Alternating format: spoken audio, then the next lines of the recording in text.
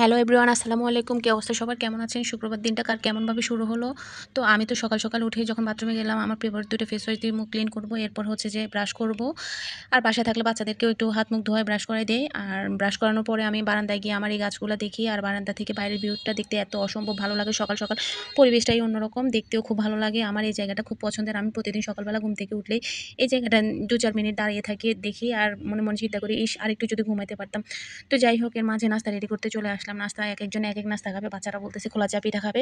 খোলা চা পিঠার জন্য গুঁড়ি ছিল না, তো আটা দিয়েই হচ্ছে যে আটা আর ডিম দিয়ে ওদের জন্য খোলা চা পিঠা বানিয়ে দিলাম। আর একটু সবজি নিয়ে নাস্তা করব। আর ওর বাবা হচ্ছে যে এগুলো খাবে না, ওর বাবা ডিম ভাজি দিয়ে পরোটা খাবে বা তেল ছাড়া পরোটা খাবে। ওর বাবা এই যে খোলা চা পিঠা চালের গুঁড়ি ছাড়া পছন্দ করে না। তো ওর জন্য ডিম ভাজি আর পরোটা নিয়ে আসলাম। এর মাঝে ওরা ওঠার আগে মাছ কেটে রাখলাম। শুক্রবার মানেই যে ব্যস্ততা কম তা না, শুক্রবারে আরও বেশি ঝামেলা। মাছ কেটে হলুদ মরিচ মাখায় রেখে দিলাম। তারপর সবাই ঘুম থেকে উঠে নাস্তা পানি করে নিল। এর মাঝে অনেক কাজ শেষ হয়ে গেল।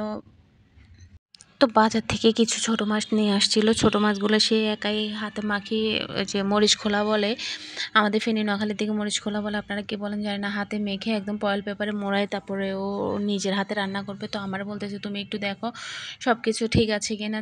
তো আমি দেখতে দেখতে একটু ভিডিও করার চেষ্টা করলাম। ও যে স্লোভাবে এগুলাকে সবগুলাকে মাখাবে, তারপরে অ্যারেঞ্জমেন্ট করতেছে, দেখে ভালোই লাগতেছে। ওর হাতে রান্না আবার মজা আছে, খারাপ না। তো আস্তে আস্তে ও সব মশলা দিয়ে এগুলা মাখতেছে। তো এর ওসব মাখামাখি করার মধ্যেই চলে গেল কারেন্ট চলে যাওয়ার পরে আর তো ভিডিও করা হচ্ছে না। এরপর হচ্ছে যে বারান্দায় এসে ওকে আবার বললাম যে ঠিক আছে তুমি মশলা মাখে এখানে চেষ্টা করো। তো ও এখানে মশলাগুলো মাখতেছে। মশলাগুলোর মধ্যে ও এক্সট্রা করে আবার মশলা মেখে রেখে এগুলোর মধ্যে হচ্ছে যে ওই যে গুঁড়া মাছগুলো আনছে যে ওগুলো দিয়ে দিবে। এর মাঝে আমরা বাকি কাজ করে ফেলতেছি। আমি আবার বেগুন কুটে, বেগুন দিয়ে আলু দিয়ে আবার মাছ দিয়ে রান্না বসাই দিলাম, ভাত বসাই দিলাম। যেহেতু শুক্রবার ও খুব আর্লি খাবে। আর ওর মাখামাখি শেষে ও কী করছে, ২ বছর আগে ও ফয়েল পেপার আনছে, ওগুলো খুঁজতে খুঁজতে তো অবস্থা খারাপ। ও ফয়েল পেপার দিয়ে এগুলোকে সুন্দর করে হাতে মোড়ায় তারপর উপর দিয়ে দিচ্ছে। খুব সুন্দর করে চেপে চেপে দিচ্ছে যে ঝোল বের হয়ে গেছে, যদিও এক্সট্রা কোনো ঝোল দেয় নাই, তারপরও ঝোল বের হয়ে আসছে। তো বলতেছে তুমি আসা যাওয়া করে এগুলো দেখো। এর মাঝে আমি আমার ঘরটা ঝাড়ু দিতে গেলাম, ঘর ঝাড়ু দিলাম, বিছনা ঝাড়ু দিলাম। বিছনাটা আমি ঝাড়ু দিয়ে রেক্সিন বিছিয়ে দিই, যেহেতু আমার বাচ্চাগুলো ছোট, ওরা শিশু করে না, তারপরেও হচ্ছে যে দুষ্টামি করবে, ময়লা করবে, এই জন্য আমি রেক্সিন বিছিয়ে রাখি সবসময়।